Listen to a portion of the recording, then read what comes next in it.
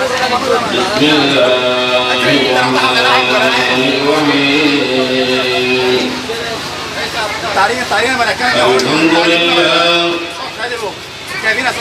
الحمد لله رب العالمين فاطر السماوات والأرضين والصلاة والسلام على سيدنا وحبيبنا أشرف الأنبياء والمرسلين وعلى آله وأصحابه وأهل بيته أجمعين. أما بعد فقد قال الله عز وجل في شان حبيبه آمرا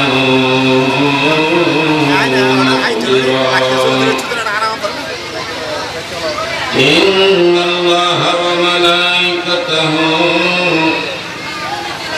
يصلون على النبي يا أيها الذين آمنوا صلوا عليه وسلموا تسليما. صلى الله على سيدنا محمد وآله وصحبه وسلم. صلى الله على سيدنا محمد وآله وصحبه وسلم. اللهم صل على سيدنا محمد وعلى آل سيدنا مولانا محمد. اللهم صل على سيدنا مولانا محمد وعلى آل سيدنا مولانا.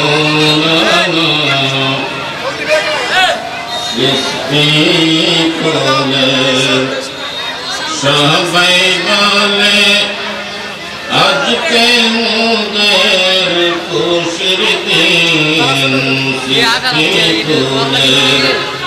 সবাই বলে আজকে মোদের খুশির দিন। মোদের মাঝে তশরীফ আনলেন রহমাতুল আলামিন। আল্লাহুম্মা সাল্লি আলা সাইয়্যিদিনা মাওলানা মুহাম্মদ ওয়া আলা আলি সাইয়্যিদিনা। ইয়া নবী আশিক যারা তাদের শুধু ভাবনা কখন যাবে কেমনে যাবে ওই যে সোনার মদিনা। আল্লাহুম্মা সাইয়্যিদিনা মাওলানা মুহাম্মদ ওয়া আলা আলি সাইয়্যিদিনা مولانا صلاة يا رسول الله عليكم سلام يا حبيب الله عليكم صلاة يا رسول الله عليكم سلام يا حبيب الله يا رسول الله انظر حالنا يا حبيب الله اسمع قالنا صلاتنا سلام يا حبيب الله مثال मुस्तफा कोई पैगंबर हो नहीं सकता मिसाले मुस्तफा कोई पैगंबर हो नहीं सकता सितारा लाख संके महर अनवर हो नहीं सकता सलातिया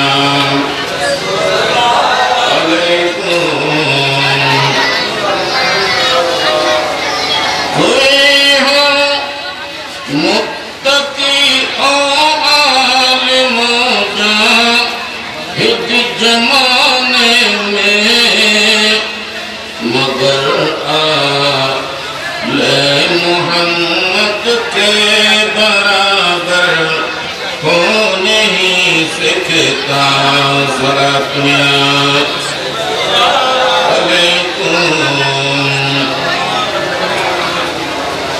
बड़ों ने इसने तस्दीक रसालत सबसे पहले की बड़ों ने इसने तस्दीक रसालत सबसे पहले की सदाकत मैं कोई सिंदीक अकबर हो नहीं सकता सलातिया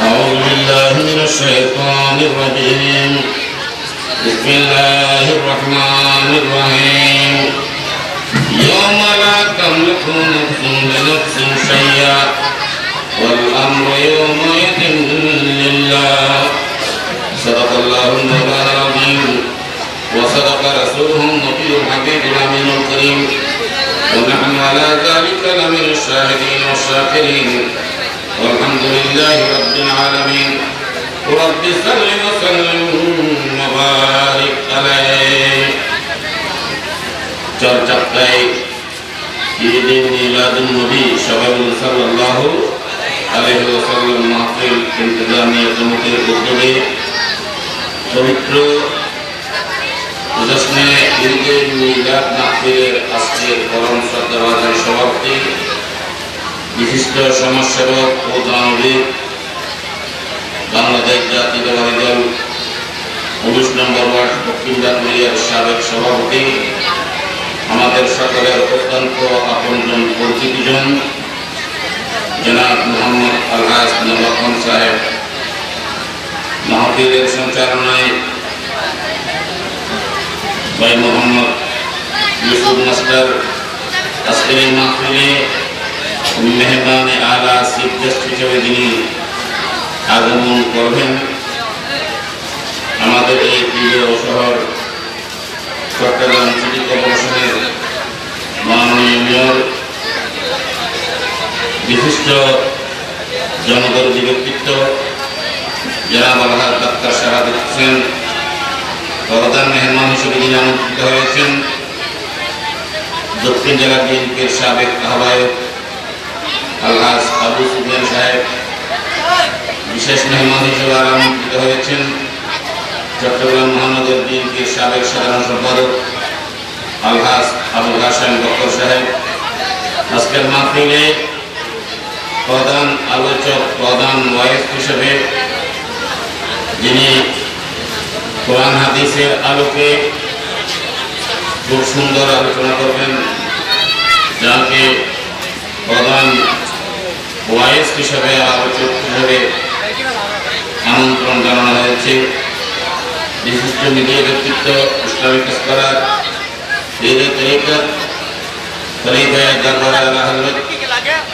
হযরতুল আল্লামা জনাব মাওলানা আবুল কাসেম নূরি মুদ্দাদিল আলী বিশেষ ওয়াইস হিসেবে আজকের এই মাহফিলে তশরিফ আনবেন জামিয়া আহমদিয়া সুন্নিয়া কামিল মাদ্রাসা সম্মানিত আরবি মুদাররিস বিশিষ্ট মিডিয়া ব্যক্তিত্ব ইসলামিক স্কলার হযরতুল হাজ মাওলানা মুহাম্মদ জামিল আল কাদরি, উপস্থিত আপনার হযরতুল মাইদিন আশিকানে শবীর মুজলিমিন রহমানি ওয়া রাহমাতুল্লাহ তাআলা বিদায়।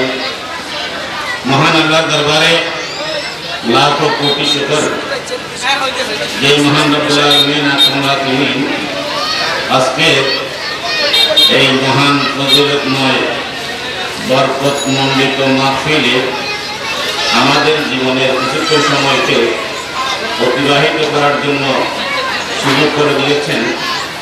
আমি আপনাদেরকে মোবারকবাদ জানাচ্ছি, মাহফিল ইন্তেজামিয়া কমিটিকে মোবারকবাদ জানাচ্ছি। বিশেষ করে আমার মনে হয় মাগুরের পর থেকেও গায়ের আরো কিছুক্ষণ পরেও আমিও এখানে উপস্থিত হওয়ার পর থেকে আধা ঘন্টা পর্যন্ত আমার অত্যন্ত স্নেহধন্য শায়ের আহলে সুন্নাত মোহাম্মদ ফরহাদ সহ ওনার সঙ্গী সাথীরা হুজুরে কুরনুর সাহেব ইমামুল মশহুর সরওয়ার কায়নাত তাহরে মওজুদাত ইমামুল আম্বিয়া হাবিবে কিবরিয়া आखिरी जमाना पैगम्बर रसूल अकबर साक़िए कौसर शाफिए रोज़ महशर मुहम्मद रसूलुल्लाह सल्लल्लाहु अलैहि वसल्लमेर पवित्र आजमतेर उपरे पवित्र शानेर उपरे जे नातिया कालाम पेश करेছেন মূলত এগুলো হলো আশিকে রসুলের অন্তরের খোরাক।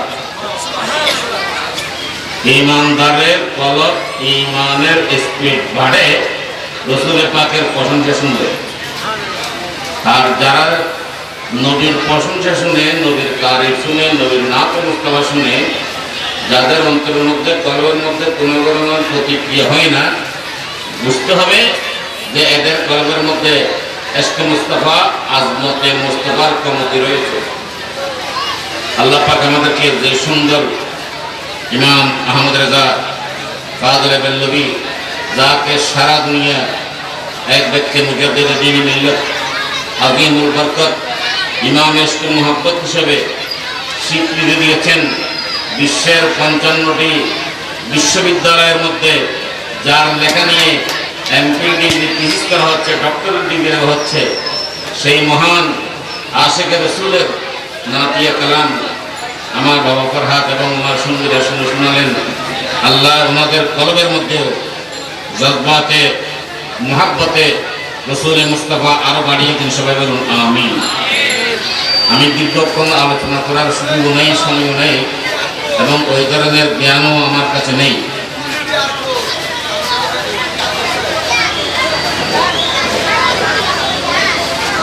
কারণ আমি অনেকের পরিচিত এবং এখানে বোধহয় এমন কোনো মাহফিল নেই যেখানে আমার মধ্যে গুণগুণাগার আসেনি। আমি এসেছি আসলে দোয়ার জন্য।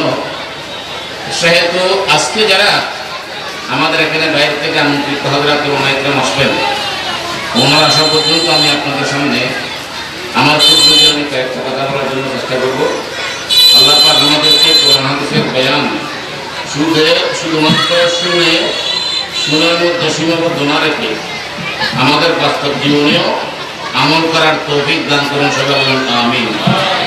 একটা বিষয় মনে রাখবেন যে আমার ভাইরা, যে ঈমানদারের জন্য, মুমিনদের জন্য ঈমানকে যথাযথভাবে হেফাজত করে রাখা এটাও যেমন ফরজ, ঠিক ঈমানের সাথে ইসলামী শরীয়ত মতো আমল করা ফরজ। শুধু ঈমানি জজবা থাকলে হবে না, জোশের মধ্যে খুশ হারালে হবে না, জোশও থাকতে হবে, খুশও। আপনি একটা বালতি নিলেন, বালতি আমাদের একটা ড্রাম নিলেন, ড্রামের মধ্যে তলা নেই, কি নেই? একটা অবস্থা কি নেই? তলাবিহীন একটা বালতি কিংবা একটা ড্রামের মধ্যে যদি আপনি উপরে 10 ইঞ্চি বা 20 ইঞ্চি পাইপের পানিও হেভি স্পিডওয়ালা মোটর দিয়ে ওখানে ঢালেন, তাহলে ড্রামের মধ্যে বালতির মধ্যে 1 ইঞ্চি পানিও থাকবে, কারণ ড্রামের নিচে কি নেই তলা। আপনি উপরে ঢালতে পারবেন যে ড্রামের মধ্যে পানি থাকবে না, সুতরাং ওই ডালায় কোনো কাজ হবে না। পানি রাখতে হলে ওই ড্রামের নিচে তলা থাকতে হবে। ঠিক তেমনিভাবে আলেম ওলামাদের ওয়াজ সারা রাত শুনতে পারবেন, সারা জীবন শুনতে পারবেন। যদি সেখান থেকে শোনার মধ্যে থেকে আমার আর আপনার আমলি জিন্দগির মধ্যে কোনো পরিবর্তন না হয়, আমল যদি কিছু না হয়, তাহলে ওই শোনার মধ্যে কোনো লাভ। সেই জন্য আহ্বান জানাচ্ছি যে আমরা শুনতে হবে, শুনবো, আমরা শুনবো এবং পাশাপাশি যতটুকু সম্ভব ততটুকু আমলও করব। আল্লাহ আমাদেরকে সেই তৌফিক দান করুন, সবাই বলুন আমিন। একটু মহাপ্রভু দর্শন করেন তো। আল্লাহুম্মা সাল্লি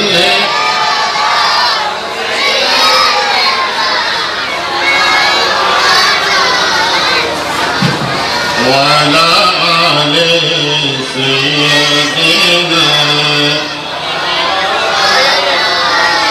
আল্লাহ তুমি দয়া করো, নসিব করো মদিনা, নবীজিকে না দেখায়া কবরে পেনিয়া। আল্লাহুম্মা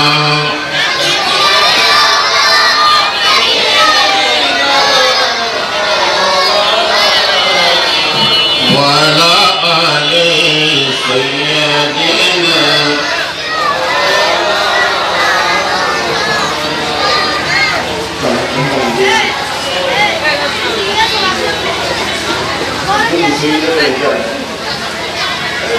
আলহামদুলিল্লাহ, শুকরুলিল্লাহ।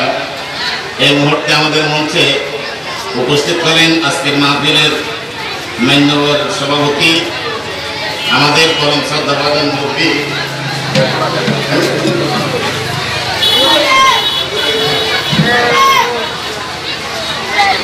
18 নম্বর দক্ষিণ বাকলিয়া ওয়ার্ড বিএনপির সম্মানিত সাবেক সকল সভাপতি, এলাকার সর্বস্তরের মানুষের অত্যন্ত আপনজন, বিশিষ্ট সমাজসেবক ও দানবীর, গরিব দুঃখী হিন্দু মানুষের বন্ধু, আমার শ্রদ্ধাভাজন মুরব্বী আলহাজ মোহাম্মদ নবাব খান সাহেব আজকের মাহফিলের সভাপতির আসন গ্রহণ করেছেন। আল্লাহ পাক রব্বুল আলামিন এই মাহফিলকে আমাদের সকলের জন্য কিয়ামতের ময়দানে নাজাতের উসিলা বানিয়ে দিন, সবাই বলুন আমিন। সালাতুন ইয়া রাসূলুল্লাহ আলাইকুম। এই ভাইরা আপনারা আপাতত রাখেন, আমি কোন ভূমিকায় যাব না। ভূমিকায় গিয়ে সময় নষ্ট করাটা মানে পছন্দ করি না, ব্যক্তিগতভাবে এই ব্যাপারে আমি ব্যস্ত নই। কোরআন পাকের ছোট্ট যে একটা তেলাওয়াত করেছি, সোজা সেটা দিয়ে আমার কথা শুরু হবে। কোরআন পাকের যে আয়াতে কারিমা আমি সওয়াবের উদ্দেশ্যে তেলাওয়াত করেছি, সেই আয়াতে মহান রব্বুল আলামিন ইরশাদ করেছেন, ইয়াউমা লা তামলিকু নাফসুন লিনাফসিন শাইয়্যা ওয়াল আমরু ইয়াউমাইযিন লিল্লাহ। আয়াতে এই পঠিত যে আলফাজগুলো, সেগুলোর শাব্দিক অর্থ আমি আপনাদেরকে বলে দেব। এই আয়াতে শুরুর মধ্যে আল্লাহ বলছেন ইয়ৌমা, ইয়ৌমুন মানে দিন। আরবি ভাষায় দিনকে বলা হয় ইয়ৌমুন, এটার বহুবচন বা জমা হলো আইয়াম। ইংলিশের মধ্যে যেটাকে আমরা ডে এবং ডেজ বলি, বাংলায় বলি দিন, বহুবচন বলা হয় দিনগুলো। আল্লাহ বলেন ইয়ৌমা, সেই দিন। সেই দিন বলতে কোন দিনকে বোঝানো হয়েছে? আমরা তো জানি সব দিন, শুক্রবার থেকে পরবর্তী শুক্রবার পর্যন্ত আমরা হিসাব করলে বলি শনিবার, রোববার, সোমবার, মঙ্গলবার, দিন বলি না। দেখলেন আল্লাহ কোন দিন কি সেটা করেছেন ইয়ৌম শব্দ দিয়া। এখানে ইয়ৌমা লা তামলিকু নাফসুন লিনাফসি শাইআ একথা বলতে গিয়ে মহান আল্লাহ যে দিনের উল্লেখ করেছেন সেই দিনটা হচ্ছে কিয়ামতের দিন। সেই দিনটা কোন দিন বলবো না, কোন দিন? কিয়ামত যে হবে সেটা বিশ্বাস কার কার আছে? আলহামদুলিল্লাহ। কিয়ামত মানে কি? কিয়ামত শব্দের অর্থ কি? মনে কিছু নিয়েন না। আমি পার্শ্ববর্তী চাকরি চৌপাটি মসজিদে জুমা পাঠে প্রতীক আমাদের এলাকার অনেক ভাইয়ের সবাই আমার কাছে সেটা কিনে আসলে তো আমরা শিক্ষক, আসলে তো শিক্ষক, যার ফলে মাদ্রাসায় শিক্ষকতা করতে গিয়ে ক্লাসের মধ্যে ছাত্রদেরকে আমরা যখন কোরআন পড়ে হাদিস পড়াই তো বলে আমরা ওয়াজের মধ্যে এসে বলি ইস্তেকারি বলাটা আমাদের প্রশ্ন না। মনে রাখবেন কিয়ামত এই শব্দটা কিয়াম থেকে, তার মানে দাঁড়ানো, সুদা কথায়, বুঝতে পারছেন? তো কিয়ামত আল্লাহ কখন করবেন? সত্যিকার অর্থে কিয়ামত কখন হবে সেটার প্রকৃত এলম আল্লাহর কুদরতের জাহিনিয়া, এবং ওই এলম আল্লাহ আল্লাহর নবীকেও জানিয়ে দিয়েছেন। জোরে বলুন সুবহানাল্লাহ। এখন প্রশ্ন করতে পারেন কিয়ামতের এলম নবীকে আল্লাহ কিভাবে জানলেন, নবী কিভাবে জানলেন কিয়ামত কখন হবে?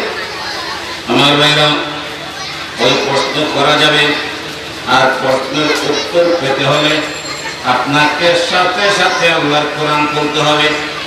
কোরআনুল কারীমে আল্লাহ রাব্বুল আলামিন ইরশাদ করেছেন, বিসমিল্লাহির রহমানির রহিম, ওয়া আল্লামাকা মা লাম তাকুন তা'লাম ওয়া কানা ফাদলুল্লাহি আলাইকা আযীমা। আল্লাহ বলেন ওয়া আল্লামাকা মা লাম তাকুন তা'লাম, হে রাসূল আমি আল্লাহর কিছু বিজাত জ্ঞান, আমি রব্বুল আলামিনের এমন কিছু এলম যেগুলো আমি আগে কাউকে জানাই নাই, কাউকে দায় দিই নাই, কাউকে আমি শুনাই নাই, কাউকে জানিয়ে দিইনি, যেগুলো আমি আল্লাহর কুদরতের রিজার্ভ এলম ছিল, এমন কিছু কুদরতের রিজার্ভ এলম পর্যন্ত আল্লাহ মাখা নবী আপনি রাসূলকে আমি জানিয়ে দিয়েছি। জোরে সোরে বলুন সুবহানাল্লাহ। এই জন্য কোন শায়ের কত সুন্দর করে বলেছেন কি, अव्वल आखिर सब कुछ जाने देखे बैद करीब, गायब की खबरी देने वाला अल्लाह का वो हबीब नबी जी। अल्लाह अल्लाह ला इलाहा इल्लल्लाह, अल्लाह अल्लाह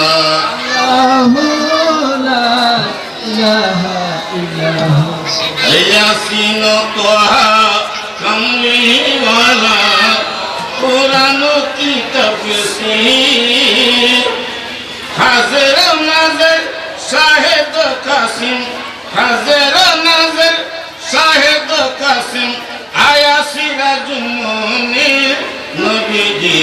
अल्लाह अल्लाह अल्लाह ला इलाहा इल्लाल्लाह। আসলে এই নাটে এই লাইনটা পুরোটাই কোরআনের শরীফের তাফসীর।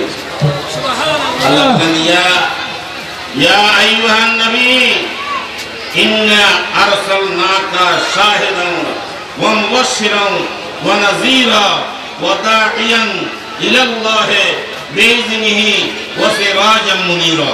সুবহানাল্লাহ। যাই হোক, আমার বক্তব্য ওইদিকে ছিল না, আমার আলোচনা ছিল যে কিয়ামতের জ্ঞান সম্পর্কে। কিয়ামতের জ্ঞান আল্লাহর কাছে, আল্লাহ বলেন আমি আমার মাহবুবকেও কিয়ামত কখন হবে সেটা জানার জ্ঞান দান করেছি। জোরে সোরে বলুন সুবহানাল্লাহ। আল্লাহ যদি দান করে থাকেন ওখানে বন্দার কোনো প্রশ্ন করার ক্ষমতা আছে? এখন বন্ধা কিভাবে আবার বলবে যে নবী এটা জানে না, এটা জানতো না? যে নবী উম্মতের আমল মাপবে, জ্ঞান মাপবে, নাকি উম্মতে নবী মাপবে? উম্মতের জ্ঞান, গরিমা, যোগ্যতা, এবিলিটি, কোয়ালিটি কতটুকু, এটা তো মাপ দেবে, মাপ করবে নবী। এই জন্য মেভেতে বলেছেন আবু বকর সিদ্দিক হবে, ওমর ফারুক আজম হবে, ওসমান জুন্নুরাইন হবে, সুবহানাল্লাহ, আলী হায়দারে কাররার, আনা মদিনাতুল ইলমে ওয়া আলিউল বাবু হবে। সুবহানাল্লাহ। আমার ভাইরা গভীর মনোযোগ। এই কারণে আল্লাহর প্রিয় নবী সরকারে দু আলম সাল্লাল্লাহু আলাইহি ওয়াসাল্লামের দরবারে এক সাহাবী এসে প্রশ্ন করলেন, ইয়া রাসূলুল্লাহ, মাতা সাত, কিয়ামত কখন হবে? দেখেন নবীর কাছে প্রশ্ন করছেন, ইয়া রাসূলুল্লাহ, মাতা সাত, কিয়ামত কখন হবে? নবীজি এই প্রশ্ন শোনার সাথে সাথে ওই সাহাবীকে উত্তর দিচ্ছেন, ওয়াইলাকা মা আদাতালাহা, এ আমার সাহাবী, তোমার জন্য আফসোস। তুমি কিয়ামত কখন হবে জানতে চাচ্ছ, কিন্তু কিয়ামতের ময়দানে আল্লাহর যে কঠিন আযাব, আল্লাহর পক্ষ থেকে যে কঠিন ভয়ানক অবস্থা, সেই কঠিন আযাব ভয়ানক অবস্থা থেকে রক্ষা পাওয়ার জন্য কি আমল তৈরি করে রেখেছো? দেখেন নবীজি কি উত্তর দিলেন। বন্ধুরা আমার, এ হাদিস বুখারীর মধ্যে আছে। নবী ওই সাহাবীকে কথা বলেন নাই, এ সাহাবী, কিয়ামত কখন হবে আমার থেকে প্রশ্ন করেছো, এটা আমি কেটে জানবো, আমি কিভাবে বলবো? কিয়ামত কখন হবে সেটা তো একমাত্র আল্লাহ জানে। নবীজি সেটা বলে নাই। রাসূল পাক কত সুন্দর জবাব দিলেন। সাহাবী যখন প্রশ্ন করলেন, ইয়া রাসূলুল্লাহ, মাতা সাআত, কিয়ামত কখন হবে? নবীজি বললেন, ওয়াইলাকা মা আদাতালাহা, তোমার জন্য বড় আফসোস যে তুমি কিয়ামত কখন হবে জিজ্ঞাসা করছো, কিন্তু কিয়ামতের ময়দানে আল্লাহর পক্ষ থেকে যে আযাব এবং গজবের ব্যবস্থা, যে কিয়ামতের যে ভয়ানক অবস্থা, ওই ভয়ানক অবস্থা থেকে কিভাবে রক্ষা পাবে তুমি? ভয়ানক অবস্থা থেকে বাঁচার জন্য, রক্ষা পাওয়ার জন্য কি আমল তৈরি করে রেখেছো আগে সেটা বলে দাও। দেখেন আল্লাহ রাসূল দেখা বলেন নাই যে ইন্নী লা আ'লামু মাতা সাআত, কিয়ামত কখন হবে সেটা আমি জানি না, এটা আমার রাসূল বলেন নাই। নবী বলছেন যে কিয়ামতের ময়দানে কঠিন যে অবস্থা হবে, সেই অবস্থার জন্য তুমি কি তৈরি করে রেখেছো? সাহাবী বলে, ইয়া রাসূলুল্লাহ, আমার কোনো বেশি বেশি আমল নাই, যে আমল করার ময়দানে মাহশার আল্লাহর আযাব থেকে বাঁচতে পারবো, গজব থেকে বাঁচতে পারবো, জামের সাগর থেকে বাঁচতে পারবো। নবীজি ফুলসিরাতের ওই মহা কঠিন ভয়ানক আমি পার হতে পারবো। মিজানের পাল্লার মধ্যে আমার আমলকে, নেকিকে বাড়ি করতে পারবো। ওই ধরনের বেশা বেশি আমল আমার কাছে নাই। তার মানে কিয়ামতের ময়দানে আল্লাহর আযাব গজব থেকে রক্ষা পাওয়ার মতো ওই ধরনের আমলের পুঁজি আমার কাছে নাই। সাহাবী বলেন, ইল্লা, কিন্তু নবীজি, আমার একটা বড় সাহস আছে, আমার একটা বড় সম্পদ আছে, এটা হচ্ছে ইন্নী উহিব্বুল্লাহ ওয়া রাসূলুহু, আমি দুনিয়ার জমিনে আমার প্রাণের চেয়ে আল্লাহ এবং ইয়া রাসূলুল্লাহ, আপনি রাসূলকে বেশি মহব্বত করি।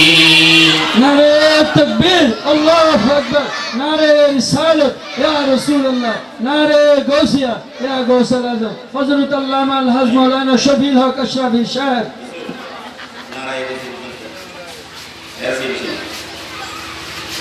সাহাবী দেখেন, আমরা তো বুঝি না, না বুঝে মুখ দিয়ে যেমন ইচ্ছে তেমন করি, যেমন ইচ্ছে তেমন করি। সাহাবী বলেন, ইয়া রাসূলুল্লাহ, কিয়ামতের দিন বাঁচতে পারবো এত বেশি আমার কাছে নেই, কিন্তু আমার একটি আমল আছে, একটা আত্মবিশ্বাস আছে, আমার একটি সম্পদ আছে। এটা হলো যে আমি আমার জানের চেয়ে আল্লাহকে, ইয়া রাসূলুল্লাহ, আপনাকে বেশি মহব্বত করি। তো সাহাবী যখন এই উত্তর দিলেন, তখন তো আমার নবীর সামনে নবীজিকে বলা উচিত ছিল যে এ সাহাবী কিয়ামতের ময়দানের এই ভয়ানক অবস্থা থেকে মুক্তি পাওয়ার জন্য, রক্ষা পাওয়ার জন্য আমার ভালোবাসা কি কাজ আসবে? যাও অন্য কাজ করো, অন্যান্য করো, ওইদিন আমার ভালোবাসা কোনো কাজ আসবে না। আমার নবী তো ওই কথা বলা উচিত ছিল।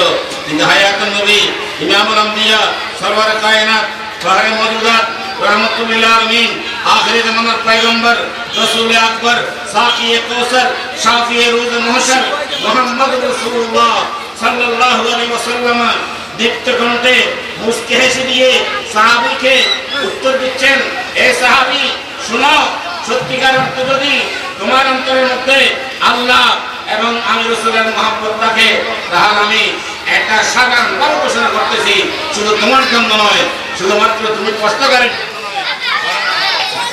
বরং আমি সবার জন্য বলে দিচ্ছি যে যে ব্যক্তির কলমে আল্লাহর মহব্বত থাকবে, আমি নবীর মহব্বত থাকবে, যদি সত্যিকার অর্থে সেটা হয় আনতা মা মান আহবাবতা, শুনো, কাল কিয়ামতের ময়দানে যে যাকে ভালোবাসবে, মহব্বত করবে, সে তার সাথে হাসরের ময়দানে থাকবে। সুবহানাল্লাহ। আল্লাহ রাসূল কি বললেন? আসলে তো বলা হলো এটা যে তুমি যখন তোমার জানের চেয়ে আল্লাহকে এবং আমি রাসূলকে বেশি ভালোবাসো, তুমি দুনিয়ায় যাকে বেশি ভালোবাসবে, কিয়ামতের ময়দানে, হাসরের ময়দানে তার সাথে থাকবে। তো রাসূলকে ভালোবাসলে, মহব্বত করলে, তাহলে সেই মহব্বতকারী ব্যক্তি কিয়ামতের ময়দানে, হাসরের ময়দানে ফেরাউনের সাথে থাকবে না রাসূলের পাকের সাথে থাকবে? তো নবী পাকের মহব্বতের বহিঃপ্রকাশ স্বরূপ যে রাসূলের পাক দুনিয়ায় শুভাগমনের এই মাহে রবিউল আউয়ালকে কেন্দ্র করে আমার শ্রদ্ধেয় মুরব্বী, আপনাদের আমাদের সকলের পরিচিত, শুধু পরিচিত বললে যথেষ্ট হবে না, হ্যাঁ, আবার সামনে সামনে বেশি করাটা ঠিক না, যে উনি প্রত্যেকটা বছরে এত কষ্ট করে সবাইকে নিয়ে এই বিশাল আয়োজনের পিছনে, আমার তো বিশ্বাস একমাত্র উদ্দেশ্য এই আয়োজন করে কলমের মধ্যে যে রাসূলের পাকের মহব্বত আছে সেটা প্রকাশ করে দেওয়া। রাসূল বলুন সুবহানাল্লাহ। সুবহানাল্লাহ। আন্দোলি আনতে না আপনারা নজরে দেখে মানুষ হতে না সিনেন নিতি নামি নিতে সিনেন এর নজরে এরকম ভালো মানুষ আছে নাই? ছোট বড় চট্টগ্রামের রাস্তায় অস্থায়ী সবাই চিনে। তো মাহফিল কেন করছে? যে এই মাহফিল করণের মাধ্যমে অন্তরের ভিতরে যে নবী পাকের মহব্বত আছে সেটা প্রমাণ করতেছে, প্রচার করতেছে, প্রকাশ করতেছে। দরুদ বলুন সুবহানাল্লাহ। আল্লাহ চাহে তো রাসূলের পাকের প্রতি এই ভালোবাসা, মহব্বতের ওসিলায় বিনিময়ে কাল কিয়ামতের ময়দানে রাসূলের পাকের সাথে হাসরের ময়দানে থাকার সুযোগ করে দিতে পারে। সুবহানাল্লাহ। ঠিক কি না? বন্ধুরা আমার গভীর মনোযোগ। যাই হোক, আমি বলবার চেয়েছিলাম হাসরের কিয়ামতের ময়দান বলেন প্রথমে কি কিয়ামত হবে না হাসর হবে? আপনারা কি অ্যাসাইনমেন্ট আছেন নাকি? কিয়ামতের কথা শুনেন নাই? শুনছেন তাই না? কিয়ামতের দিন কি করবেন? এটা কি কিয়ামতের ময়দান? এটা কি আমাদের নান্দির ময়দান, ফেরনের ময়দান? ও আমি বলতে শেষ হয়ে যাচ্ছে যে মজা সেদিন আমি বুঝবো, আপনি বুঝবেন। আমার ভাইরা, আমার আল্লাহ বলেন ইয়ৌমা, সেদিন অর্থাৎ কিয়ামতের দিন, যেদিন আপনার কলিজার টুকরা সন্তান আপনার সামনে থেকে পালিয়ে যাবে, আপনার বিবি আপনার সামনে থেকে পালিয়ে যাবে। আল্লাহ রাব্বুল আলামিন কোরআনুল কারীমের মধ্যে ঘোষণা দিচ্ছেন ইয়ৌমা, আল্লাহ বলেন ইয়ৌমা ইয়াফিরুল মারউ মিন আখিহি ওয়া উম্মিহি ওয়া আবিহি ওয়া সাহিবাতিহি ওয়া বানিহি, সেদিন তোমার সন্তান তোমার সামনে থেকে পালিয়ে যাবে। বিবি এখন দুনিয়ার মধ্যে, কিন্তু হাসরের ময়দানে আমার সামনে থেকে আপনার সামনে থেকে পালিয়ে যাবে। বাবার সামনে থেকে সন্তান পালিয়ে যাবে, সন্তানের সামনে থেকে বাবা পালিয়ে যাবে। ভাই বোনের সামনে থেকে পালিয়ে যাবে, বোন ভাইয়ের সামনে থেকে পালিয়ে যাবে। আল্লাহ পাক শব্দ ব্যবহার করছেন ইয়াফিরু, ফাররা ইয়াফিরু মানে পালিয়ে যাওয়া।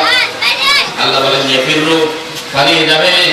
এমন কঠিন মুসিবতের সময়ে, এমন কঠিন কষ্টের সময়ে বন্ধুরে, ওই মহা ভয়ানক অবস্থায় যেদিন আমার জন্য আপনার জন্য ভাই আপন হবে না, বিবি আপন হবে না, সন্তান আপন হবে না, মেয়ে আপন হবে না, আত্মীয় স্বজন আপন হবে না, ওদিন উম্মতের দরদি আল্লাহর সৃষ্টির মধ্যে থাকলে উম্মতের জন্য একমাত্র দরদি আর মায়াবী হবে, সাথে থাকবে যিনি, উনি হবেন নবী মুহাম্মদুর রাসূলুল্লাহ সাল্লাল্লাহু আলাইহি ওয়াসাল্লাম।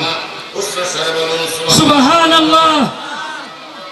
বন্ধুরা আমার আল্লাহ বলেন ইয়ৌমা, সেই কিয়ামতের ময়দানে যেদিন ভাইয়ের কাছে নাই, বোনের কাছে নাই, মা কাছে নাই, বাবা কাছে নাই, ছেলে কাছে নাই, মেয়ে কাছে নাই, আত্মীয় স্বজন কাছে নাই, লা তামলিকু নাফসুন বিনাফসিন শাইয়া, কেউ কারো ধরনের আপন মুক্ত নাই, কারো উপর কারো প্রভুত্ব নেই, কারো উপর কারো কোন ধরনের ক্ষমতা নেই।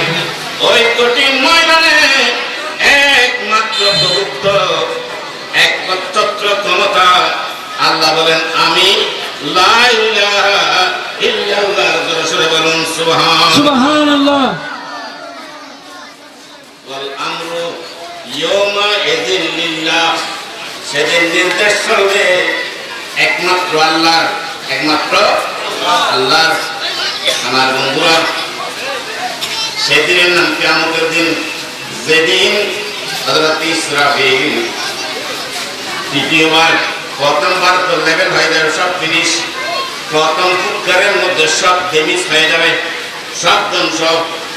দ্বিতীয় ফুৎকারে ইয়াওমা ইউনফাহু ফিস-সূরে ফাতাকুনা আফওয়াজা, আল্লাহ বলেন ইসরাফিল দ্বিতীয়বার যখন সিংহের মধ্যে ওনার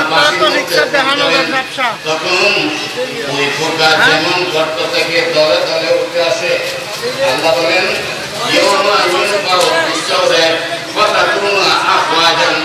মানুষ খবর থেকে, মানুষ মাটির ভিতর থেকে, কবরের ভিতর থেকে দলে দলে উঠে আসবে। জোরে সোরে বলুন সুবহানাল্লাহ। দলে দলে কবর থেকে, মাটির ভিতর থেকে, লেভেল ফ্লোর থেকে মানুষ উঠবে কিয়ামতের দিনে। আচ্ছা বলেন, আমরা মারা যাবো কি যাবো না? আপনারা মারা যাবেন না? নাকি সুগন্ধিক হয়ে আজরাইলের সাথে কোনো চুক্তি করে যেতে? দুনিয়ার মধ্যে আল্লাহ আসার প্রোগ্রাম দিয়েছে, দুনিয়ার মধ্যে রব্বুল আলামিন আসার কর্মসূচি দিয়েছে। এই দুনিয়ায় স্থায়ী ব্যবস্থা থাকার কোনো প্রোগ্রাম নাই, এটা ছাড়তেই হবে। তো যখন ইন্তেকাল হয়, আত্মীয় স্বজনেরা, পাড়া প্রতিবেশীরা মিলে আমাদেরকে নামাজ আদায় করে কবরস্থানে নিয়ে কবরের মধ্যে দাফন করে দেওয়া হয়। আমাদেরকে কবরে দেওয়ার সময় কি জিন্দা দাফন করে না মারা দাফন করে? যারা বলেন জিন্দা না মারা? তো কিয়ামতের ময়দান আল্লাহ বলছেন ইয়ৌমা ইউনফাহু ফিস-সূরে ফাতাকুনা আফওয়াজা, দলে দলে মানুষের উঠবে। সেদিন কি কবর থেকে আপনারা মারা অবস্থায় উঠবেন না জিন্দা অবস্থায় উঠবেন? এখন তো কবরে দিয়েছি মারা, কত শত হাজার বছর পরে আবার জিন্দা কেন উঠবে? আল্লাহ বলেন যে সেখান থেকে জিন্দা আবার তোমাদেরকে তোলাটাই হচ্ছে আমি আল্লাহর কুদরত, আমি আল্লাহর বিপুল পরিমাণ শক্তির মালিকতা। বলুন সুবহানাল্লাহ। আরে আমরা তো না বুঝে আশেপাশে বলেছি, আসলে কি ইমানদার মুমিনরা মারা যায়? কতক্ষণ মারা যায়? ঘরের মধ্যে জান বের হওয়ার পর থেকে কবরের মধ্যে মাটি দেওয়া পর্যন্ত বলেন তো। তারপরে কি হয়? ওকে বলেন তো, মৃত্যু মানুষকে সালাম দেওয়া জায়েজ আছে? এটা আপনারা বলতে পারবেন না, আমি জানি। মৃত্যু মানুষকে সালাম দেওয়া জায়েজ? বলেন না সালাম দেওয়া? শুধু মৃত্যু না, শরীয়তের ফয়সালা হলো যে ব্যক্তির কাছে সালামের জবাব দেওয়ার ক্ষমতা নাই সেই ব্যক্তিকে সালাম দেওয়া জায়েজ নেই। সেই জন্য বদ্ধ পাগল, দুধের শিশু, এদেরকে সালাম দেওয়া যায় না। কারণ সালাম দেওয়াটা কি?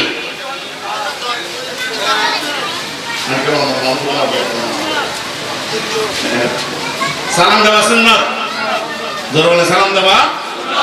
ক্বালা রাসূলুল্লাহ সাল্লাল্লাহু আলাইহি ওয়াসাল্লাম আসসালামু কাবলাল কালাম। আল্লাহর প্রিয় রাসূল বলছেন, এই হাদিসটা তো একেবারে আমরা ক্লাস 9 থেকে পড়ে আসতেছি বাচ্চাদেরকে।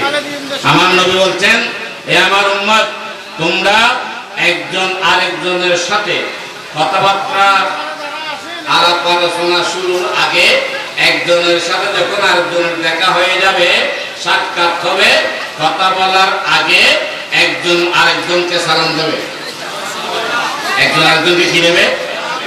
কিন্তু দুঃখজনক হলো সত্য, আজকে ওই সালাম দেওয়ার প্রচলন আমাদের সমাজে বেশি আছে না কমে গেছে? আজকে আমরা সালাম দেওয়ার জন্য বসে থাকি, দেওয়ার জন্য না।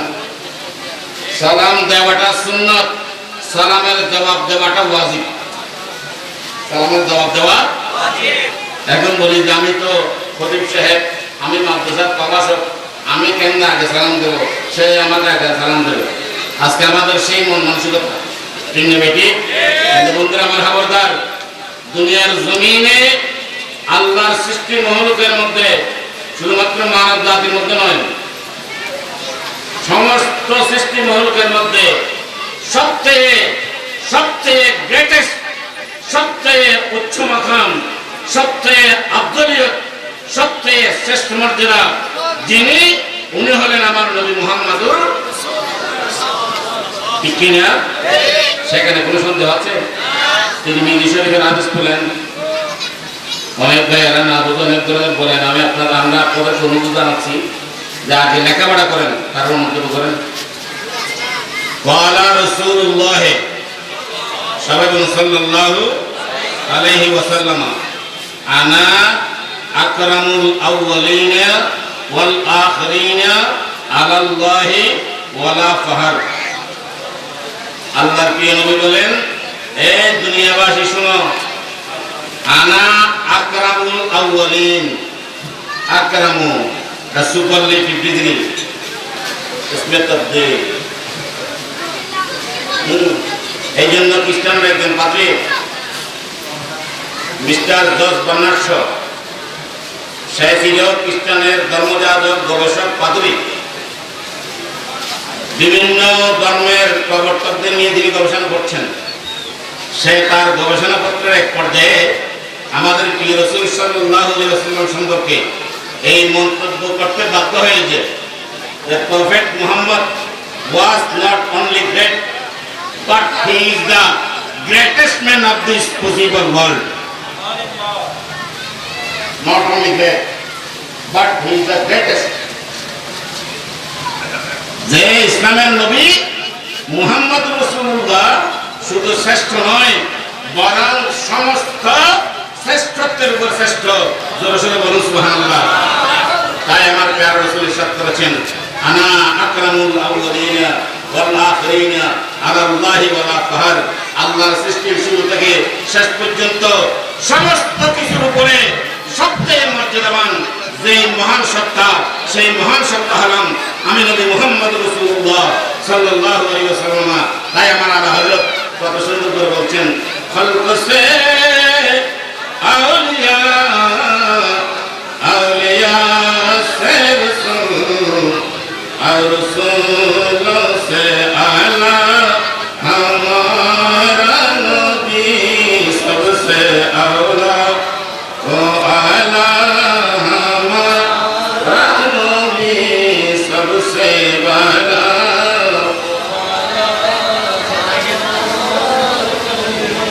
বলতে চাচ্ছি কি, জান মর্যাদা সৃষ্টি মহলুকের মধ্যে সর্বশ্রেষ্ঠ, যে নবীর মর্যাদার সাথে কারো তুলনা করতে পারবে না। নবীর সাথে নবী পাকের শুধু মর্যাদা না, রাসূল পাকের জিসিম আকদাসের সাথেও যদি রাসূলের পাকের জাতে পাকের সাথে যদি কেউ তুলনা করে তার ঈমান থাকবে। সে রাসূলের পাক যিনি সর্বশ্রেষ্ঠ মর্যাদার অধিকারী, সে রাসূলকে জীবনে কোনদিন আগে কোন সাহাবী সালাম দিতে পারে নাই। আল্লাহ রাসূলকে কোন সাহাবী আগে কোনদিন সালাম দিতে, রাসূলের পাকের একেবারে পার্সোনাল খাদেম হযরত আনাস বিন মালিক রাদিয়াল্লাহু তাআলা উনি বলেন যে আমি 10 বছর আল্লাহ রাসূলের একেবারে খাস খাদেম ছিলাম, আল্লাহর প্যারা হাবিবের পারিবারিক খাদেম ছিলাম। আমি গোপনে গোপনে অনেক চেষ্টা করেছি যে আল্লাহ রাসূলকে আগে সালাম দেব, কিন্তু খোদার কসম আমি আনাস এই 10 বছরের মধ্যেও নয় আমার সারাটা জীবনেও কোনদিন আল্লাহ রাসূলকে আগে সালাম দিতে পারিনি। তাকে সালাম দেওয়া কি বন্ধ, সালাম দেওয়া তো সেই নবীর সুন্নত আমরা কি ছাড়বো না পালন করবো? এই এখন আস্তে আস্তে আওয়াজ নরম হয়ে যাবে। আমরা কি রাসূলের পাকের সেই সুন্নতকে মানবো, পালন করবো না ছাড়বো? আল্লাহ আমাদেরকে পালনের তৌফিক দিয়ে সেবা করুন, আমিন। আসলে আমার এই কথাটা বের হয়েছিল যে আমাদেরকে খবর দেওয়া হয় মারা অবস্থায়, জিন্দা অবস্থায়। মারা মানুষকে সালাম দেওয়া জায়েজ আছে নাই বলুন? আছে। কিন্তু আমরা আপনারা সবাই কবরস্থানে যাই কি যাই না? আপনারা যান না? কবরস্থানে গিয়ে কি তাসকালা মারেন? কবরস্থানে গিয়ে কি বলেন? আসসালামু আলাইকুম ইয়া হালাল, যখন আসসালামু আলাইকুম ইয়া হালাল, ইয়া আহালুনো, ইয়া আহালিনো, ইয়া আহালাল, ইয়া আহালাল। মোনাদা মুহূর্ত করে শেষ করে দিই, এটা হচ্ছে না হোক ইয়া আহালাল কুবুর। আহালাল কুবুর মানে কবরের বাসিন্দা। আহালাল কুবুর মানে কিসের বাসিন্দা? এক কবরের বাসিন্দা। আসসালামু আলাইকুম, আপনাদেরকে সালাম, আপনাদেরকে তাহলে সালাম দিচ্ছি আমরা ঘরের বাসিন্দাকে না কবরের বাসিন্দাকে? এটা কি প্র্যাকটিক্যাল, বাস্তব না অবাস্তব? এই কথাটা কি বাস্তব না কি অবাস্তব? তো কবরের বাসিন্দাদেরকে তো আমরা মরা হিসেবে কবর দিয়ে দিছি, ওরা আমাদের সালামের জবাব দেবে কেমনে? আমরা সালাম দিয়ে সুন্নত পালন করলাম, ঠিক আছে, কিন্তু ওরা জবাব দিতে না পারলে তো ওয়াজিব তরক হবে। সালামের জবাব দেওয়া ওয়াজিব, তো জবাব দিতে না পারলে তো ওয়াজিব তরক হবে, গুনাহগার হবে। তাহলে বোঝা গেল যে কবরস্থ করেছি ঠিক, কিন্তু আল্লাহ পাক ওনাদেরকে আমরা চলে আসার পরে ওখানে আবার জান দিয়ে জীবিত করে রেখেছেন। জোরে বলুন সুবহানাল্লাহ। নাম্বার 2, কবরের আযাব হবে কি হবে না? এই হাদিস কি কোনো আলেম অস্বীকার করতে পারবে যে আমরা কবরস্থ করার পরে যখন কবর থেকে কবরস্থান থেকে আমরা চলে আসি, আতাহুম মালাকানে আসওয়াদানে, কালো আকৃতির, খুব ভয়ঙ্কর, দেখলে ভয় লাগে, ওই ধরনের 2 জন ফেরেশতা আসবে। আসার পরে জিজ্ঞেস করবে, ইয়া আব্দুল্লাহ, হে আল্লাহর বান্দা, মান রাব্বুকা ওয়া মা দীনুকা মা কুনতা তাকুলু ফি হাযার রাজুল আল্লাযী বুইসা ফীকুম। ওই কবরস্থ যাকে করে এখন আমরা করে আসি নাই, তাকে কবরের মধ্যে জিন্দা অবস্থায় জিন্দা করে আল্লাহ জান দিয়ে 2 জন ফেরেশতা এসে, যে ফেরেশতাগুলোকে আমরা কি বলি? মুনকার বলি না, মুনকার নাকির। ওরা এসে যে বলবে, মান রাব্বুকা ওয়া মা দীনুকা, তোমার রবকে, তোমার দিন কি? দুনো ফেরেশতার মধ্যখানে আল্লাহর প্যারা রাসূল হাজির থাকবে। জোরে বলুন সুবহানাল্লাহ। ওয়া মা নবিয়ুকা ওয়া মান নবিয়ুকা, ওই ধরনের কোন হাদিসে বর্ণনা নেই, এটা নাই। এটা আছে মা কুনতা তাকুলু ফি হাযার রাজুল ওয়া ফি রাওয়ায়াতিন মা কুনতা তাকুলু ফি হাক্কি হাযার রাজুল আল্লাযী বুইসা ফীকুম। বলা হবে যে আমরা দুজনের মাঝখানে যাকে দেখতেছো এর ব্যাপারে এই কবরে আসা মানুষ তোমার আকিদা কি ছিল? এক কথায় আমরা দুজনের মধ্যখানে যিনি আছেন ওকে তুমি চিনো কিনা? ওকে তুমি ওই কবরে দেওয়া ব্যক্তি যদি ইমানদার হয়, কবরে দেওয়া লোকটা যদি মুমিন হয়, তার কাছে যদি শরীয়ত তরিকত থাকে, সে যদি রাসূলের পাককে মুহাব্বত তাজিম তাকরীমের মাধ্যমে দুনিয়ার মধ্যে আল্লাহ এবং রাসূলকে সন্তুষ্ট করার মতো আমল নিয়ে কবরে যেতে পারছে, সে বলবে এই ফেরেশতারা আমার থেকে কেন জিজ্ঞেস করতেছো? আমি তো সারাটা জীবন এই নবীর জন্য নারায়ে রিসালাত আর ইয়া রাসূলুল্লাহ স্লোগান দিয়ে আমার জীবনকে আমি কাটিয়েছি। সুতরাং ইনি হলেন আমার প্রিয় আকা মুহাম্মদুর রাসূলুল্লাহ সাল্লাল্লাহু আলাইহি ওয়াসাল্লাম। মূলত কবরে রক্ষা পাওয়ার আসল প্রশ্ন হল সেটা। আর যারা দুশমনানে মুস্তাফা রাসূলকে চিনে নেয়, আজমত মুস্তাফার মধ্যে আপনি তাবুর কথা বলে দুনিয়াবাজ হিসেবে আমার মতো মোল্লা সাজে আমাকে আপনাকে বলে, সেটা ব্যক্তিগত হোক, পারিবারিক হোক, সামাজিক হোক, রাজনৈতিক হোক, যেভাবে হোক না কেন দুনিয়ার স্বার্থের জন্য এই কাজ করে। এটা সাধারণ মানুষ হোক, আলেম হোক, মুফতি হোক, মুহাদ্দিস হোক, গবেষক হোক, স্কলার হোক, যে হোক না কেন, যে রাসূলের পাককে চিনবে না সে বলবে কি জানেন? হা হা লাদরি লাদরি, আমি তো শুধু দেখতে আছি, ওনাকে আমি চিনি না, উনি সম্পর্কে আমি জানি না। জোরে বলুন নাউজুবিল্লাহ। যাই হোক, বাহার আমি বলতে চাচ্ছি কি যে আমরা কবরস্থানে গিয়ে যখন আসসালামু আলাইকুম ইয়া আহলাল কুবুর বলে সালাম দিচ্ছি, তাহলে বোঝা গেল যে কবরবাসীরা আমাদের সালামের জবাব দিচ্ছে। আমাদের সালামের এখন মৃত্যু মানুষ কেমনে সালামের জবাব দেবে? তাহলে আরেকটা জিনিস প্রমাণ হলো যে কবর যাদেরকে দিয়েছি এরা শরীর মৃত্যু হয়েছে, শরীর জিনিস হয়েছে, শরীর হয়তো মাটির সাথে মিশে গেছে, কিন্তু রূহ জিন্দা। রূহ কি মৃত্যু আছে? বলেন না, রূহ কি মৃত্যু আছে? এই জন্য মুমিন ঈমানদার যারা সত্যিকার অর্থে আল্লাহ এবং রাসূল পর্যন্ত পৌঁছেছে, আল্লাহ রাসূলকে রাজি করতে পেরেছে, এই ধরনের কিছু বান্দা কবরের মধ্যে সশরীরে জিন্দা, বাকিগুলো রূহ নিয়ে জিন্দা। আল্লাহ বুঝার তৌফিক দিয়ে সবাই বলুন আমিন। আল্লাহুম্মা সাল্লি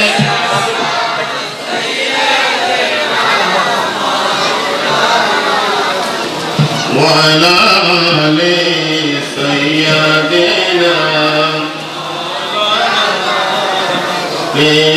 নবীর আশিক তারা তাদের শুভ ভাবনা কখন যাবে, কেমনে যাবে ওই যে সোনার মদিনা।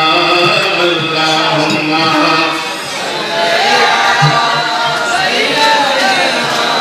মাওলানা মুহাম্মদ ওয়া আলা আলি সাইয়্যিদিনা।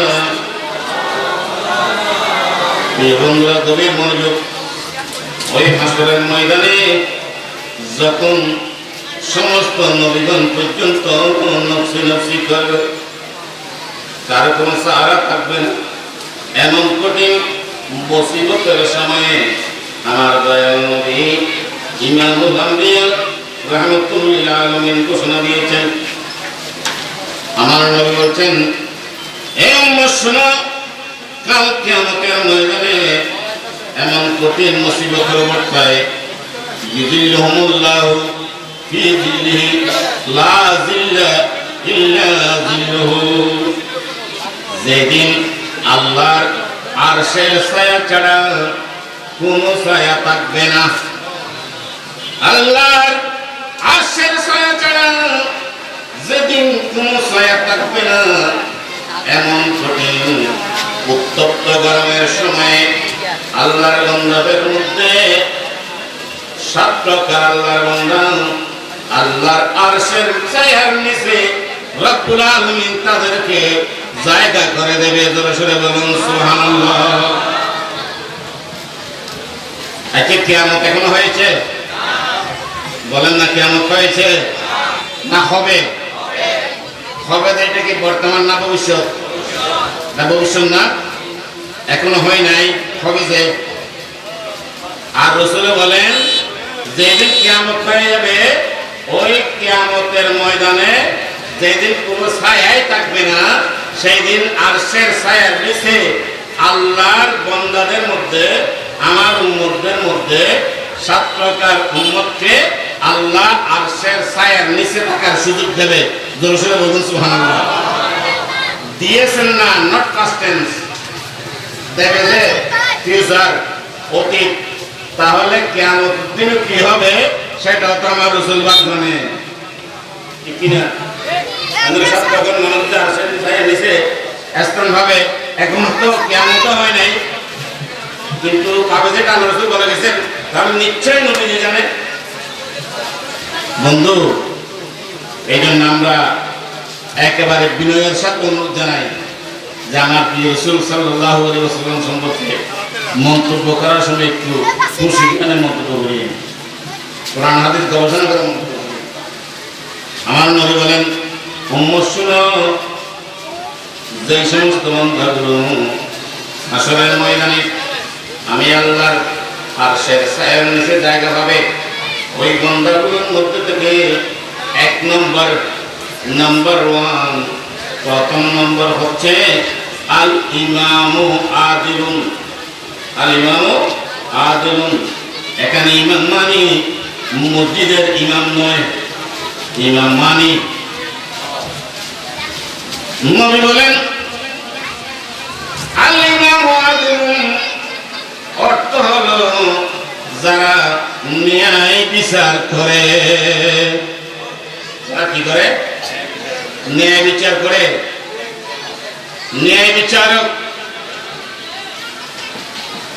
মানুষের উপর অন্যায়ভাবে, মানুষের উপর না হক ভাবে জুলুম করে না। হ্যাঁ, কেউ যদি শাস্তি উপযুক্ত হয়, কেউ যদি অপরাধ করে শাস্তির উপযুক্ত হয়, তাকে শাস্তি থেকে মাফ করে দেওয়া, তাকে শাস্তি না দেওয়াটাই হচ্ছে জুলুম। আর যে অপরাধ করেছে, অপরাধ করার পরে তাকে শাস্তি থেকে রেহাই দেওয়াটা জুলুম। আমার নবী বলেন আল ইমামু আদিলুন, ন্যায় বিচারক। ন্যায় বিচার বলতে শুধু যে আমি বিচারের মধ্যে বসে, সালিসের মধ্যে বসে বিচার করবো তাই না, কোর্টের মধ্যে জজের চেয়ারে বসে বিচার করবো তাই না, বরং ন্যায় বিচার বলতে আপনার ব্যক্তিগত জীবন থেকে শুরু করে পারিবারিক জীবন, সামাজিক জীবন, রাষ্ট্রীয় জীবন, সর্বক্ষেত্রে যারা ইনসাফ করবে, মানুষের অধিকার ফিরিয়ে দেবে। মানুষের অধিকার। আজকের জামানায় তো যখন ক্ষমতায় বসে অনেকের কাছে ফেরানো চলে আসে। আমি কোন রাজনৈতিক কথা বলতেছি না, আল্লাহর বান্দার অধিকার দেওয়া, সেটা বান্দাকে এই হক, বান্দার এই হক দিয়েছে কে? জরুর না কে? আর সেটা সেই অধিকারকে যদি গ্রহণ করে সে জালেম, সে জালেম। আর একজন আমি জানি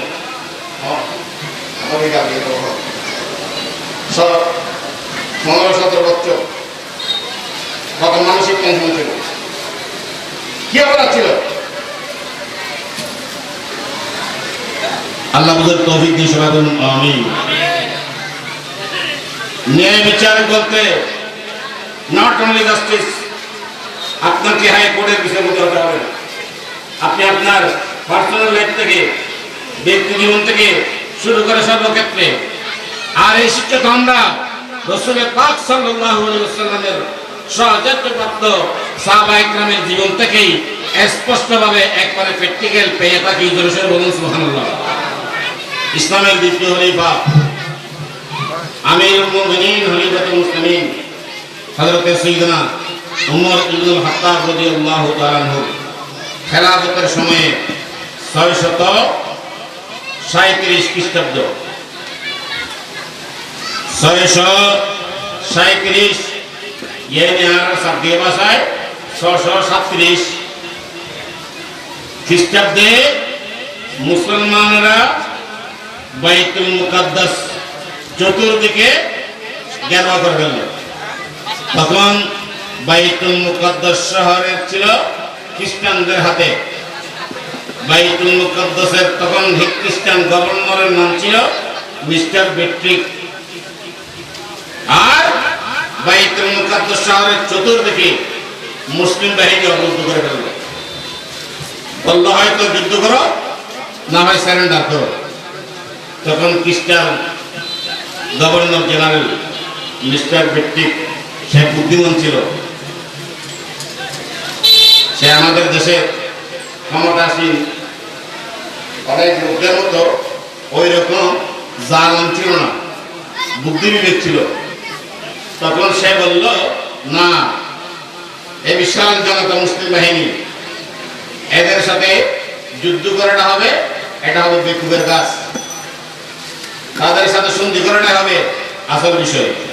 তখন বাইতুল মুকাদ্দাসের গভর্নর বলল যে আমরা যুদ্ধ করব না, বাইতুল মুকাদ্দাসের সবকিছু আপনারা মুসলিম বাহিনীর হাতে সমর্পণ করে দেব, সুপর্দ করে দেব। তবে আপনারা যারা আমাদেরকে ঘেরাও করে রেখেছেন, আপনারা যারা আমাদেরকে অবরুদ্ধ করে রেখেছেন, আপনাদের হাতে বাইতুল মুকাদ্দাসের ক্ষমতা দেব না, আমরা সারেন্ডার করব না। আপনাদের যিনি সেন্টার আমির, আপনাদের যিনি কেন্দ্রীয় আমির, আপনাদের তথা মুসলিম বাহিনীর যিনি মূল আসল আমির, যার নাম উমর ইবনুল খাত্তাব, ওনাকে মদিনা শরীফ থেকে এই বাইতুল মুকাদ্দাস আসতে হবে। আমরা উনি আসলেই ওনাকে বাইতুল মুকাদ্দাসের সমস্ত দায় দায়িত্ব আত্মসমর্পণ করে সব ওনাকে আমরা সুপর্দ করে দেব। সুবহানাল্লাহ। দেখেন, যখন যুদ্ধের ময়দানে কোনো পক্ষ সন্ধির প্রস্তাব দিয়ে থাকে, তখন সেটার সাথে যুদ্ধ করা যায় না। এটা হলো সমন্বিতের একটা অংশ। আমার বন্ধুরা, মুসলিম বাহিনী মদিনা শরীফের মধ্যে সংবাদ পাঠালেন আমিরুল মুমিনিন যে আমরা বাইতুল মুকাদ্দাস অবরুদ্ধ করে রেখেছি। খ্রিস্টান গভর্নর এই ধরনের শর্ত দিয়েছে, আপনাকে নাকি মদিনা শরীফ থেকে এই বাইতুল মুকাদ্দাসের মধ্যে আসতে হবে ফিলিস্তিনের জমিনে। ওরা নাকি আপনার হাতে সমর্পণ করবে, আপনার হাতে আত্মসমর্পণ করবে।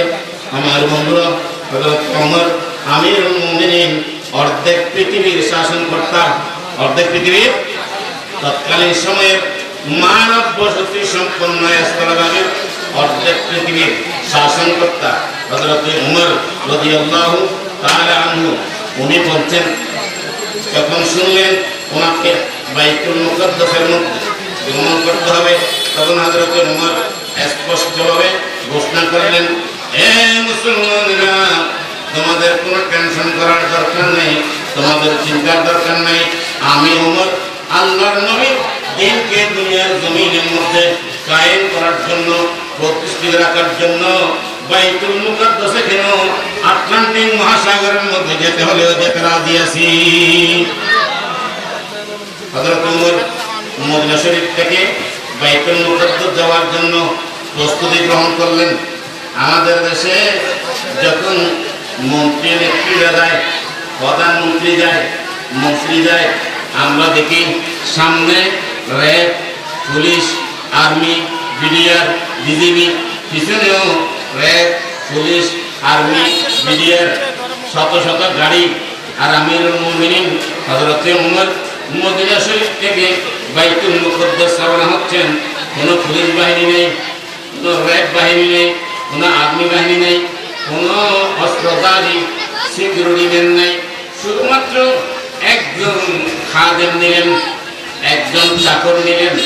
আর উভয়ে মদিনার জমিন থেকে বাইতুল মুকাদ্দাসে যাওয়ার জন্য মানুষ হলো দুইজন, একজন হলো খলিফা হযরত ওমর, সাথে নিলেন আরেকজন চাকর।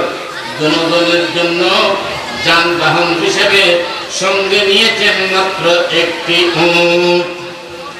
একটি উট, কারণ তখনকার যুগে তার গাড়ি ছিল না, উট ঘোড়া এগুলো ছিল যানবাহন। আমার বন্ধুরা, একটু মেহরবানি করে গভীর মনোযোগ দিন। ইসলামের শিক্ষা, মানবতার শিক্ষা কত উদার দেখেন, ইসলামের শিক্ষা কত মহান দেখেন। মদিনা শরীফ থেকে রওনা হলেন।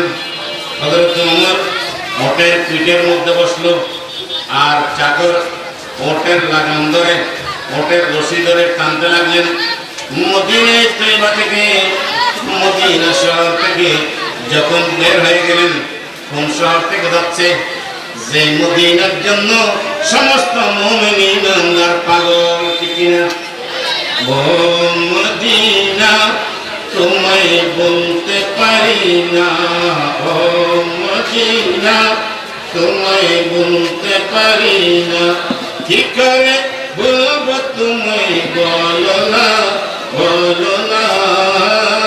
তোমার বুকে শুয়ে আছে যে জনা, যাকে সৃষ্টি না করিলে আমার রক্ষণা কিছু সৃষ্টি করতো না। সারা দুনিয়া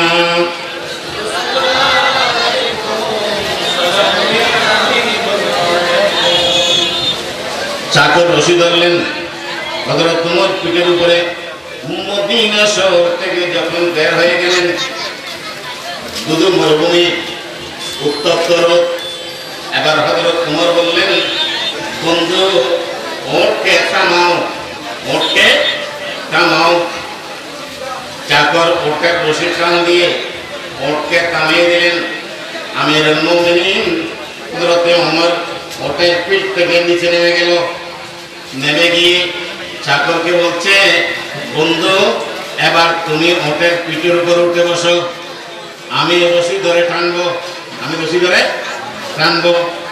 চাকর বলে, হুজুর আপনি এটা কি কথা বলছেন? আপনি শুধুমাত্র আমার মুরিদ তাই না, আপনি সমগ্র মুসলিম জাহানের খলিফা, আপনি আমিরুল মুমিনিন, আর আপনিও ওটের রশি টানবেন, আমি ওটের পিঠে বসে থাকবো, এটা কখনো সম্ভব না। হযরত ওমর বলে, এ আমার ভাই, এতক্ষণ তোমাকে অনুরোধ করেছিলাম, এখন আমি আমিরুল মুমিনিন হিসেবে নির্দেশ দিচ্ছি, ওটের পিঠের মধ্যে উঠে বসে পড়ো, আমি রশি টানবো। আর শুনো, যতটুকু পথ মদিনা শরীফ থেকে এ পর্যন্ত ওটের রশি ধরে তুমি টেনে এনেছো, অতটুকু পথ আমি টেনে টেনে তোমাকে নিয়ে যাব, তুমি আরাম করে বসবে। এইভাবে ফালা করে করে আমরা মদিনার তৈবার জমিন থেকে বাইতুল মুকাদ্দাস পর্যন্ত পৌঁছবো। দুরূদ বলুন সুবহানাল্লাহ। আমার বন্ধুরা, চাকরকে, গোলামকে ওটের পিঠের মধ্যে বসিয়ে দিলেন। আর আমিরুল মুমিনিন খলিফাতুল মুসলিমিন হযরত ওমর রাদিয়াল্লাহু তাআলা আনহু, যার নাম শুনলে ইহুদি খ্রিস্টানরা পর্যন্ত তরতর করে কাঁপে। শুধু তাই নয়, মদিনা শরীফের মধ্যে ভূমিকম্প হচ্ছে। হযরত ওমর মদিনার জমিনের রাস্তা দিয়ে হাঁটতেছেন, হাতের মধ্যে আসা লাঠি। এই অবস্থায় মদিনার মধ্যে জালজালা, তার মানে ভূমিকম্প, জমিন তরতর কাঁপছে। এই অবস্থায় হযরত ওমর হাতের লাঠি দিয়ে মদিনার জমিনের মধ্যে আঘাত করতে লাগলেন, বলতে লাগলেন, এই মদিনার জমিন, আমি নবীর গোলাম, আমি ওমর, তুমি জমিনের উপর ন্যায় বিচার করি নাই, আমি যদি তোমার উপর দাঁড়িয়ে ন্যায় বিচার করে থাকি। চট্টগ্রাম মহানগর বিএনপির সাবেক সাধারণ সম্পাদক, গণমানুষের নেতা এবং এই চট্টগ্রামের ভবিষ্যতের আশা আকাঙ্ক্ষার প্রতীক জনাব আলহাজ মোহাম্মদ আবুল হাসান বক্কর ভাই, এবং আমাদের এই ওয়ার্ডের বারবার নির্বাচিত কমিশনার জনাব আমাদের ইয়াসিন চৌধুরী আসিফ ভাই, উনিও আজকের এই মঞ্চে বিশেষ অতিথি হিসেবে উপস্থিত আছেন। যে আমরা যারা, আমাদেরকে আপনারা যারা আলেম ওলামা বলেন, খতিব, মুহাদ্দিস, মুফাসসির, প্রভাষক বলেন, আমরা মাহফিল কমিটি তো ওনাদেরকে অভিনন্দন শুভেচ্ছা দিয়েছে, আমরা আমাদের পক্ষ থেকেও আজকের এই অতিথিদেরকে আমরা আন্তরিক মোবারকবাদ জানাচ্ছি। একটু আমরা মহাত্মনী দর্শন করি তো। আল্লাহুম্মা সাল্লি আলা মাওলানা মুহাম্মদ ওয়া আলা আলি সাইয়্যিদিনা ইয়া নবীর আশিক যারা তাদের শুধু বাবনা কখন যাবে কেমনে যাবে ওই যে সোনার মদিনা। আল্লাহুম্মা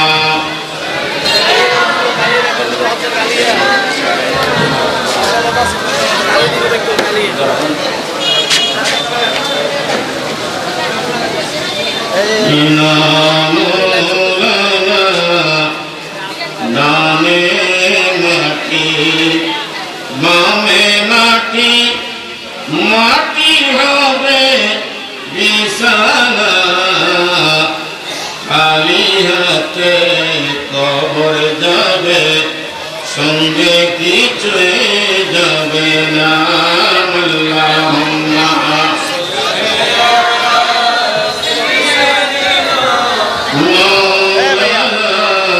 মুহাম্মদ ওয়া আলা আলি সাইয়্যিদিনা।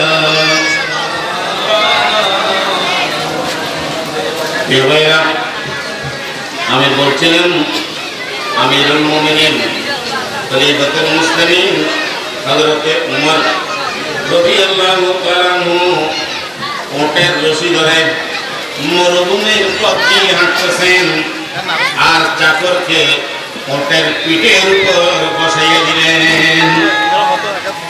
চাকরকে বসিয়ে দিলেন কিসের উপরে? ওটের উপরে। আর নিজে কাঁদতেছেন রশি। পৃথিবীর ইতিহাসে ন্যায় সাম্য মানবতার এই দৃষ্টান্ত আর কোথায় কোথায় পাবেন? একজন অর্ধেক পৃথিবীর শাসনকর্তা হযরতে উমর আজকে ওনার চাকরকে বসিয়ে দিলেন ওটের পিঠের মধ্যে। বলবেন তো তুমি আরাম করে বসো, আমি তোমাকে টানবো। জোরে বলুন সুবহানাল্লাহ। আমার ভাইরা, তাহলে আমাদের কৃষিকে বন্ধুরা মনে রাখবেন, আমরা যার যার দেশ আছি আমাদের কাছে একটা নৈতিক দায়িত্ব। আমাদের উপরস্থ যারা আছে, আমাদের ঊর্ধ্বতন যারা আছে, ওনাদেরকে শ্রদ্ধা করা, ওনাদেরকে সম্মান করা, ওনাদের মর্যাদাকে পূর্ণ রাখা। আর আমাদের সাথে যারা কাজ করে, আমাদের অধীনস্থ যারা আছে, ওনাদের প্রতি সহানুভূতি হওয়া, সম্প্রতিশীল হওয়া। এটাই হলো আল্লাহর প্রিয় নবীর শিক্ষা। মান লাম ইয়ারহাম সগীরানা ওয়া লাম ইয়াগফির কবীরানা ফালাইসা মিন্না। নবী বলেন, তোমাদের মধ্যে যারা বড়দেরকে সম্মান করে না, ইজ্জতওয়ালাকে ইজ্জত করে না, সম্মানওয়ালাকে সম্মান করে না, বড়জনকে শ্রদ্ধা করে না, আর ছোটদেরকে স্নেহ করে না, ইয়ানি অধীনস্থদের প্রতি সহানুভূতি দেখায় না, এরা আমি নবীর দলভুক্ত নয়।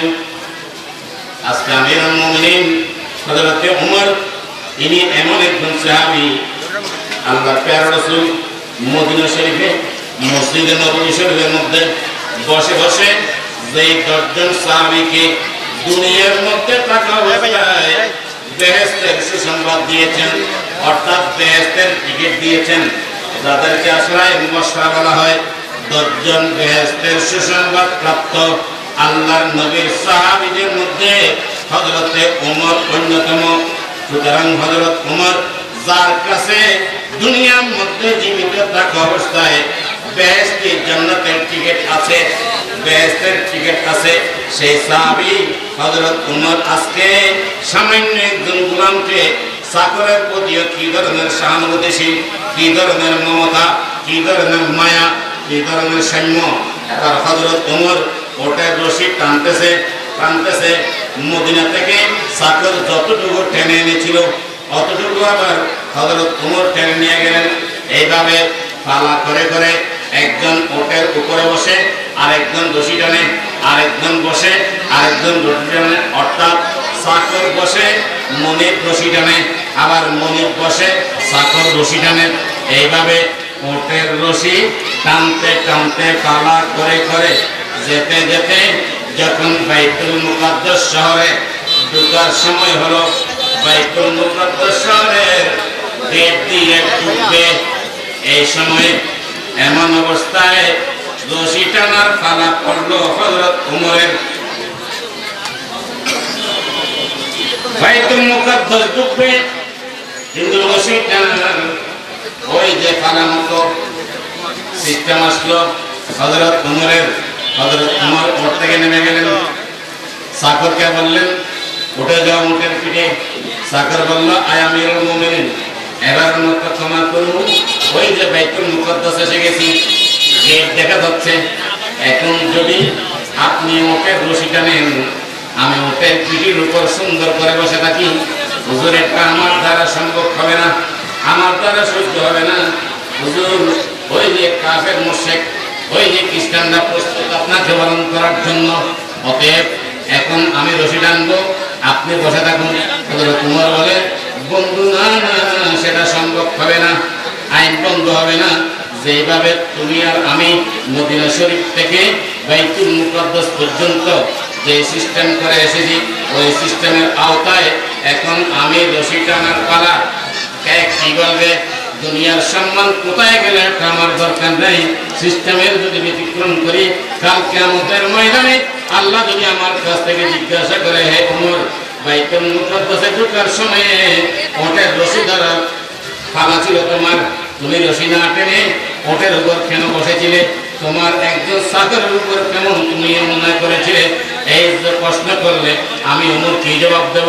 সুতরাং বন্ধু, আমার দ্বারা সম্ভব না, ওটের উপর উঠে বসে পড়ো, আমি রশি টানবো।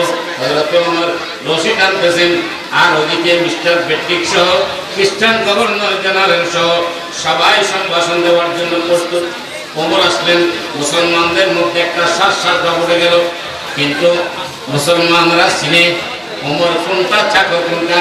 এরা দেখলো ওটের পিঠের মধ্যে বসে আছে, এটা ওমর নয়, সেটা চাকর, আর যিনি ওটের রশি ধরতেছে উনি হলেন খলিফা ওমর। খ্রিস্টানরা তো চিনে না, খ্রিস্টানের জেনারেল মিস্টার বেট্রিক মনে করলো ওটের পিঠের মধ্যে যিনি বসে আছেন উনি তো মুসলমানদের আমির হবেন, খলিফা হবেন, উনি ওমর হবেন। খ্রিস্টান সমাজ নেতৃবর্গ তারা সম্ভাষণ জানার জন্য হযরত ওমরকে চলে গেলেন ওটের দিকে। কিসের দিকে? ওটের দিকে। ওটের দিকে যাওয়ার সাথে সাথে ওটের পিঠ থেকে ওই চাকর, ওই গোলাম স্পষ্ট বুঝতে পারলো এই লোকেরা আমি ওমর নয়, আমি ওমর নয়, আমি খলিফা নয়, আমি মুসলমানদের আমির নয়। তিনি ওটের রশি টানতেছেন, উনি হলেন আমাদের আমির, মুসলমানদের আমির ওমর ইবনুল খাত্তাব। আমরা এইভাবে পালা করে করে মদিনা থেকে বাইতুল মুকাদ্দাস পর্যন্ত এসেছি। শহরে ঢোকার সময়ে ওনার রশি টানার পালা ছিল বিদায় উনি রশি টানতেছেন। আসলে যিনি রশি টানতেছেন উনি হলেন ওমর। হযরত ওমরের এই সুন্দর আচরণ, হযরত ওমরের এই চরিত্র, হযরত ওমরের এই ইনসাফ, হযরত ওমরের গোলামের প্রতি এই ন্যায় বিচার, এই হক বিচার দেখার সাথে সাথে খ্রিস্টানের গভর্নর জেনারেল মিস্টার বেট্রিক স্পষ্টভাবে ঘোষণা করে দিল, এই খ্রিস্টান সমাজ মুসলমানদের আমির ওমরের যে চরিত্র দেখতে পাচ্ছি, আমি বুঝে নিলাম এই ওমরের হাতে শুধুমাত্র এই বাইতুল মুকাদ্দাস নয়, আমার বিশ্বাস পুরো দুনিয়ার নিয়ন্ত্রণের ক্ষমতা যদি ওমরের হাতে দেওয়া হয়, সমগ্র সিস্টেম হলো শান্তি এবং নিরাপদের মধ্যে থাকবে। জোরে সোরে বলুন সুবহানাল্লাহ।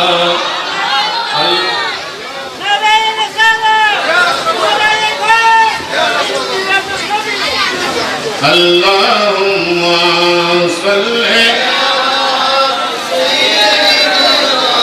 মাওলানা মুহাম্মদ ওয়া আলা আলি সাইয়্যিদিনা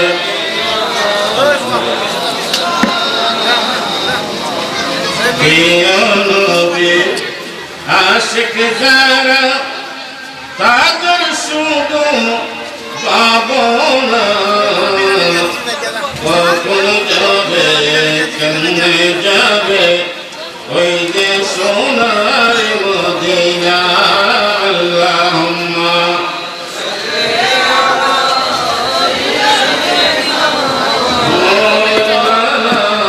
মুহাম্মদ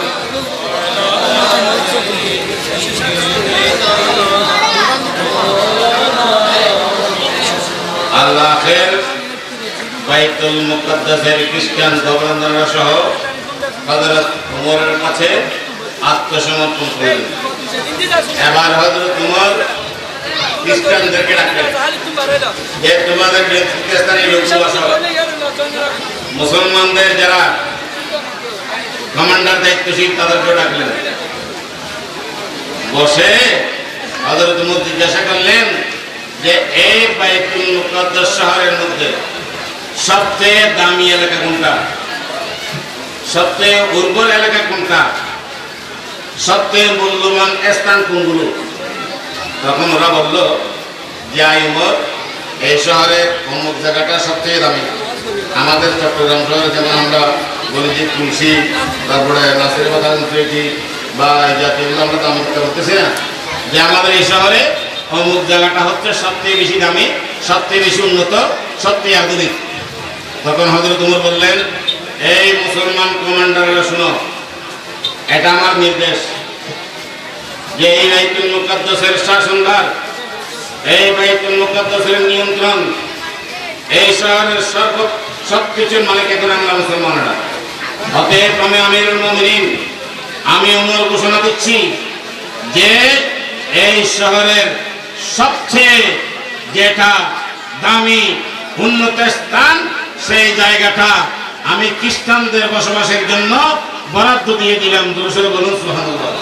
ইসলাম সেই উদারতার ধর্ম, ইসলাম সেই শান্তির ধর্ম, ইসলাম সেই মানবতার ধর্ম। সুতরাং আসুন আমরা সেই মানবতার ধর্মে, সেই উদারতার ধর্মে, সেই ইসলামের পথে এসে আমাদের জীবনকে ধন্য করি। আল্লাহ সেই তৌফিক দান করুন। সবাই বলুন আমিন। ওয়া আখিরু দাওয়ানা আলহামদুলিল্লাহি রাব্বিল আলামিন। আসসালামু আলাইকুম ওয়া রাহমাতুল্লাহ।